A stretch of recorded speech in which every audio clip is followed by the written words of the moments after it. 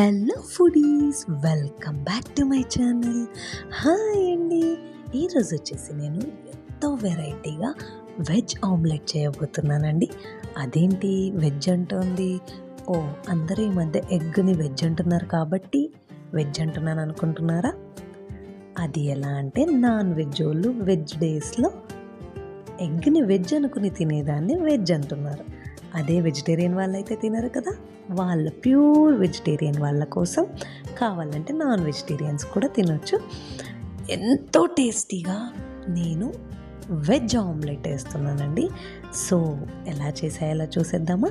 అంతకన్నా ముందు ఎవరైనా కొత్త వాళ్ళు చూస్తూ ఉంటే ప్లీజ్ సబ్స్క్రైబ్ చేసుకోండి. ఇప్పుడు వచ్చేసి మనం ఆనియన్, పచ్చిమిర్చి, కొత్తిమీరని కట్ చేసుకొని పక్కన పెట్టేసుకున్నాం. ఇప్పుడు ఒక పెద్ద బౌల్ తీసుకొని ఆ బౌల్లో 4 స్పూన్లు శనగపిండిని తీసుకోండి. శనగపిండి తీసుకున్న తర్వాత అందులోనే ఒక 1/2 స్పూన్ మీన్స్ మీ రుచికి తగినంత ఉప్పు, అలానే 1/2 చెంచా పసుపు ఇందులో యాడ్ చేసుకొని కొంచెం వాటర్ పోసుకుంటూ, మన బజ్జి పిండి కన్నా కొంచెం నీళ్ళగా ఉండాలి. స్పూన్ సహాయంతో కానీ లేదంటే చేత్తో కలిపితే అంతకన్నా మంచిదే లేదు. ఎందుకంటే మనకు ఉంటలు ఉండవు, ఎటువంటి బబుల్స్ కానీ ఎక్కడ కానీ ఉంటలనే లేకుండా ఉంటుంది. సో చేత్తో కలపడానికి ట్రై చేయండి.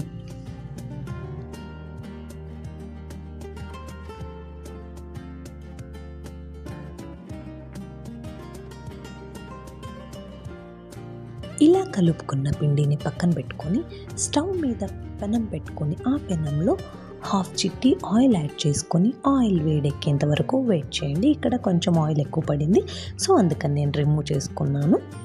జస్ట్ మీరు ఒక 3 స్పూన్స్ వేసుకుంటే చాలు. 1/2 చిట్టి ఆయిల్ యాడ్ చేసుకొని దాన్ని పెనం మొత్తం ఇలా స్ప్రెడ్ చేసుకోవాలండి. ఆయిల్ వేడెక్కిన తర్వాత ఒక 1/2 చెంచా జీలకర్రని వేసుకొని జీలకర్ర చిటపటలాడిన తర్వాత ఇందాక కట్ చేసి పెట్టుకున్న ఉల్లిపాయలు ఉన్నాయి కదా, చిన్నగా కట్ చేసుకోవాలి. మనం ఆమ్లెట్లో ఎలా వేసుకుంటామో అలా. ఆమ్లెట్ అంటే ఇది కాదు, గుడ్ ఆమ్లెట్. సో ఇది వెజ్ ఆమ్లెట్ అనమాట.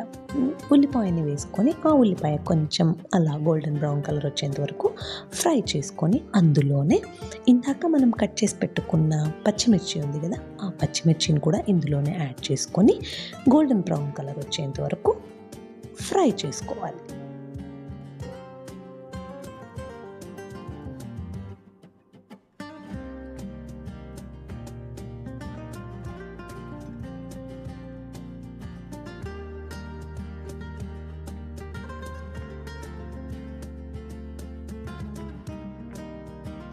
ఇలా వేగిన తర్వాత మనం ఇందాక కలిపి పెట్టుకున్న పిండి ఉంది కదండి, సో ఆ పిండిని సేమ్ మనం ఆమ్లెట్ ఎలా అయితే వేసుకుంటామో అలా వేసుకోవాలి.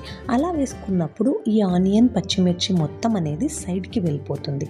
అలా వెళ్తే మనకు టేస్ట్ కనిపించదు కాబట్టి ఇలా ఒక్కసారి స్పూన్తో త్వరగా కలపాలి, లేదంటే అది గట్టిపడిపోతుంది.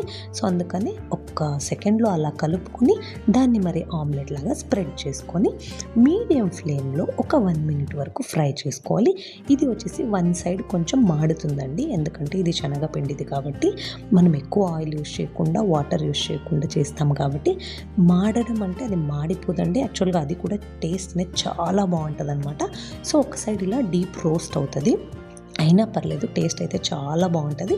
ఇలా తిప్పి వేసుకున్న తర్వాత మనం వచ్చేసి లో ఫ్లేమ్లో పెట్టుకొని ఒక 2 మినిట్స్ వరకు అటు ఇటు కాల్చుకుంటూ ఫ్రై చేసుకోవాలి. ఇది ఒక సైడ్ ఇలా కాలితే చాలు. సో నెక్స్ట్ అటు సైడ్ ఇటు సైడ్ వచ్చేసి కొంచెం లైట్గా మనం ఫ్రై చేసుకున్నామంటే ఎంతో టేస్టీగా సింపుల్గా కేవలం 3 ఐటమ్స్తో మనకు ఎంతో రుచికరమైన ఆమ్లెట్ అనేది మనం నంచుకోవడానికి కానీ టైంపాస్ కోసం దీన్ని ఉల్లిపాయతో తిన్నామంటే మాత్రం అద్దిరిపోతుంది. ఒకసారి మీరు కూడా ట్రై చేయండి ఇంట్లో. ఇప్పుడు ఇలా రెడీ అయిపోయిన దాని మీద కొంచెం అలా కట్ చేసి పెట్టుకున్న కొత్తిమీరని చల్లుకొని పక్కన అలా కట్ చేసి పెట్టుకున్న ఉల్లిపాయ పెట్టుకొని తిన్నారంటే మాత్రం అద్దిరిపోతుందండి.